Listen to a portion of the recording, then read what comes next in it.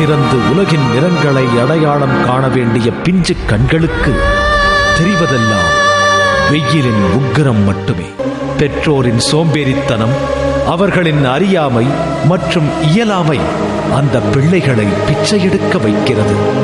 அதிலும் பெண் குழந்தைகளின் நிலையோ அந்தோ பரிதாபம். வளர்ந்துவிட்ட நிலையில் இவர்கள் சமூக விரோதிகளால் பாலியல் கொடுமைகளுக்கு ஆளாகும் நிலை. பிச்சை எடுப்பதை இவர்கள் வரமாக கொண்டு பிறக்கவில்லை. பசி அந்த பிள்ளைகளை கைநீட்டச் சொல்கிறது. நம் பிள்ளைகளின் ஒவ்வொரு அசைவையும் ரசித்த நாம் இந்த பிள்ளைகளை அரவணைக்க தவறியது நியாயமா? பிச்சை எடுக்கும் குழந்தைகளின் மறுவாழ்விற்கும் அவர்களின் கல்விக்கும் நாமும் இவர்களோடு சேர்ந்து உதவினால் இவ்வுலகில் பிறந்த அனைத்து குழந்தைகளுக்கும் சரிசமமான கல்வி அறிவை புகட்டலாம்.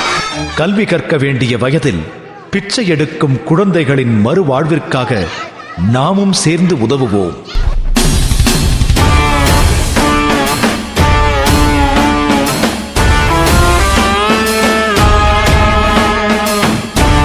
அதாவது இப்போ நீங்கள் பார்த்த இந்த வீடியோ, இதுக்காக விதை போட்டவர், இதை பெருசாக கொண்டு போகணும் அப்படின்ட்டு நினச்சது மட்டும் இல்லாமல் செயல்படுத்தியிருக்காரு, சாதிச்சிருக்காரு, அதை தொடர்ந்து பண்ணிகிட்டே இருக்காருன்றது மிகப்பெரிய விஷயம். ஸோ அத்தனை மரியாதைக்குரிய அவரை இந்த சமயத்தில் மேடை கூப்பிடணும்னு நாங்கள் நினைக்கிறோம்.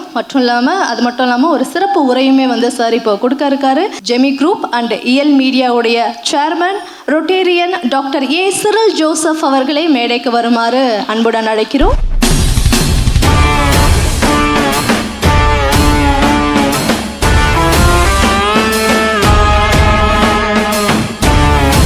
அனைவருக்கும் எனது அன்பான பணிவான வணக்கம்.